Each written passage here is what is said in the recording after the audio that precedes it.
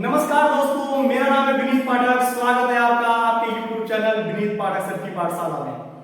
दोस्तों, हम सीख रहे हैं इंग्लिश ग्रामर। इंग्लिश ग्रामर में हम पार्ट्स ऑफ स्पीच पढ़ रहे हैं। पार्ट्स ऑफ स्पीच में सर्वप्रथम हमने नाउन के बारे में पढ़ा, उसके बाद हम प्रोनाउन पढ़ रहे हैं। प्रोनाउन में शुरू के हमने एक पार्ट्स के बारे में लर्न किया। अब हम इसी क्रम में सीखने जा रहे हैं ninth part. That is the last part of the pronoun, emphatic pronoun. Yes, we will learn about the emphatic pronoun in this video.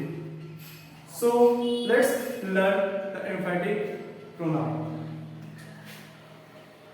This is the ninth part of the pronoun, emphatic pronoun.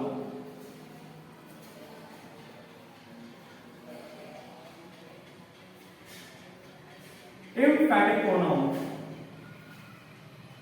इसे हिंदी में दृढ़ता सूचक वाक्य कहते हैं। इसे हिंदी में दृढ़ता सूचक वाक्य कहते हैं। ये अपने सेंटेंस में अपने सब्जेक्ट को दृढ़ता प्रदान करने का काम करता है। कैसे? एग्जाम्पल बिंदु समझने का प्रयास करेंगे। जैसे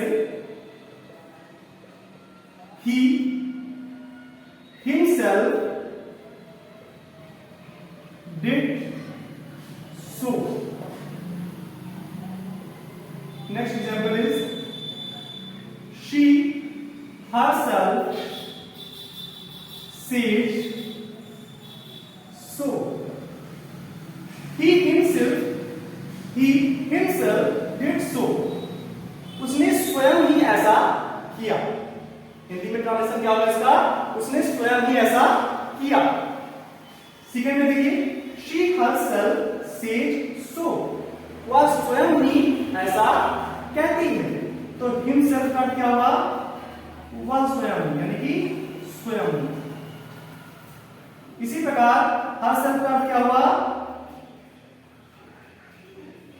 स्वयं, राइट? तो ध्यान दीजिए, एक्चुअली ये फर्स्ट पर्सन और सेकंड पर्सन के जो प्रोनाउन होते हैं, जी हाँ, फर्स्ट पर्सन और सेकंड पर्सन के जो प्रोनाउन होते हैं उनमें क्या होता है, उनमें अगर आप देखें तो पजेसिव केस में, इसमें पजेसिव केस में सेल्फ या सेल्फ्स के ऐड करने से बनते हैं। जबकि जो थर्ड पर्सन के प्रोनाउन होते हैं उनके ऑब्जेक्टिव केस में सेल्फ या सेल्फ्स के ऐड करने से एम्फैटिक प्रोनाउन बनते हैं। जैसे हमने कहा कि first person and second person, first person and second person के पजेसिव केस में, पजेसिव केस में क्या जोड़ने से? सेल्फ या सेल्फ्स के ऐड करने से एम्फैटिक प्रोनाउन बनते हैं। देखिए, अपने रूप को लेकर के एम्फैटिक प्रोनाउन और रिफ्लेक्सिव प्रोनाउन एक जैसे होते हैं। फिर से सुनिए, अपने रूप को लेकर के एम्फैटिक प्रोनाउन और रिफ्लेक्सिव प्रोनाउन एक ही जैसे होते हैं। अंतर होता है तो उनके उपयोग के आधार पे, उनके अर्थ के आधार पर और उनके स्थान के आधार पर। अभी हम आपको डिफरेंस बता देंगे, आप पढ़ते जाइए हमारे साथ। तो फिलहाल के लिए अभी आप हमारे साथ यही सीखें कि एम्फैटिक प्रोनाउन होते हैं कुछ इस प्रकार से प्रयोग किए जाते हैं, अर्थात ये अपने सब्जेक्ट के तुरंत बाद में आते हैं। चाहो तो एक आध एग्जाम्पल आप और देख लो। जैसे I my self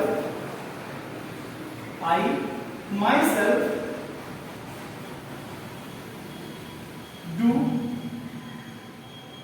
this work, यानी कि मैं स्वयं ही इस कार्य को करता हूं। मैं स्वयं ही इस कार्य को करता हूं। स्वयं कौन? मैं स्वयं हूं। He himself, यानी कि वह स्वयं हूं। She herself, यानी कि वह स्वयं हूं। I myself, यानी कि मैं स्वयं हूं। तो इस तरह से आप एम्फैटिक प्रोनाउन को क्या देख रहे हैं कि वो अपने सब्जेक्ट के तुरंत बाद में आते हैं और इनका अर्थ क्या होता है? स्वयं। जबकि अगर आप डिफरेंस के तौर पे देखें तो आप रिफ्लेक्सिव प्रोनाउन में देख रहे थे कि वो लास्ट में आते थे, अर्थात कहां आते थे? ऑब्जेक्ट के स्थान पे। तो रिफ्लेक्सिव प्रोनाउन हमेशा नॉमिनेटिव केस में आते हैं, यानी कि वर्ब से पहले आते हैं अपने सब्जेक्ट के जस्ट बाद, जबकि रिफ्लेक्सिव प्रोनाउन जो होते थे वो ऑब्जेक्टिव केस में आते थे, एज अ ऑब्जेक्ट सेंटेंस के लास्ट में आते थे। फिर से सुनिए, मैंने कहा कि जो आपके इंफैटिक प्रोनाउन होते हैं ये नॉमिनेटिव केस में आते हैं। इंफैटिक प्रोनाउन आपके नॉमिनेटिव केस में आते हैं, जैसा कि आप देख पा रहे होंगे, जस्ट सब्जेक्ट के बाद और अपनी वर्ब से पहले आ रहे हैं। जबकि जो आपके रिफ्लेक्सिव प्रोनाउन थे, रिफ्लेक्सिव प्रोनाउन ऑब्जेक्टिव केस में आते थे, अर्थात तो सेंटेंस के लास्ट में आते थे। अगर आपको कुछ क्लियर नहीं है रिफ्लेक्सिव प्रोनाउन के बारे में तो हमारा पार्ट ऑफ स्पीच का पार्ट 8 आप देखिए, उसमें अच्छे से आपको रिफ्लेक्सिव प्रोनाउन समझाया गया है। ओके, उसके बाद 9th पार्ट आपका होगा, 9th पार्ट में आप इसे फिर पढ़िए, फिर आपको अच्छे से क्लियर हो जाएगा। राइट, तो फिर से समझ लीजिए, तो हमारे इंफैटिक प्रोनाउन जो होते हैं उनका होता है स्वयं ही, वो अपने सब्जेक्ट के जस्ट बाद और वर्ब से जस्ट पहले आते हैं और अपने सब्जेक्ट पर एक प्रभाव डालते हैं, एक इफेक्ट क्रिएट करते हैं। ठीक है, और ये नॉमिनेटिव केस में होते हैं।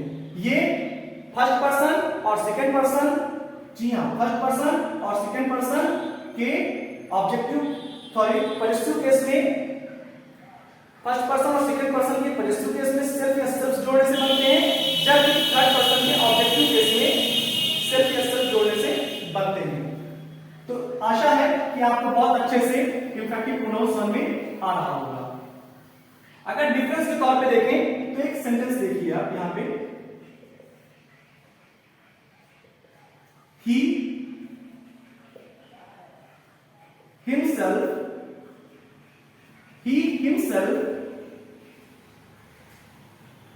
does this work, वह स्वयं ही इस कार्य को करता है।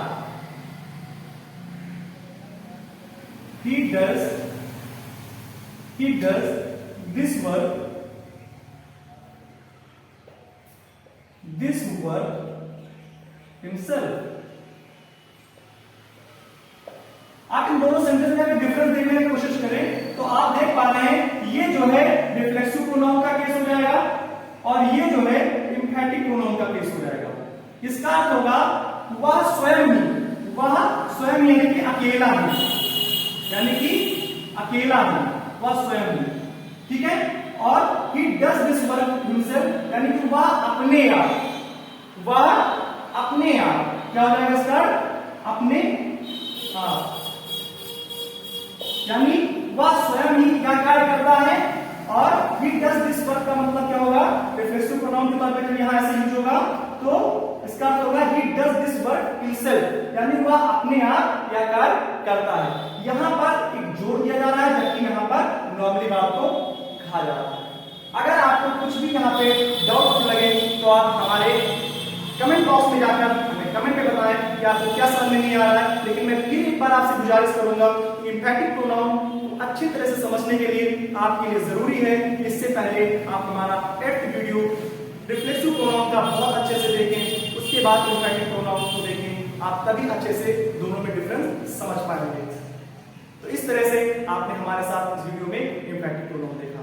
आप हमारे साथ इसी प्रकार से इंग्लिश ग्रामर, इसके अलावा इंग्लिश लिटरेचर, साइंस, मैथ, इसके अलावा ढेर सारे अदर सब्जेक्ट, कॉम्पिटिटिव सब्जेक्ट आप हमारे साथ पढ़ने के लिए अभी और अभी हमारे YouTube चैनल को सब्सक्राइब करें, बेल आइकन दबाना बिल्कुल ना भूलें, ताकि हमारे नेक्स्ट वीडियोस का नोटिफिकेशन आपको तुरंत मिल जाए और तुरंत ही आप उस वीडियो को देख करके लर्न कर सकें।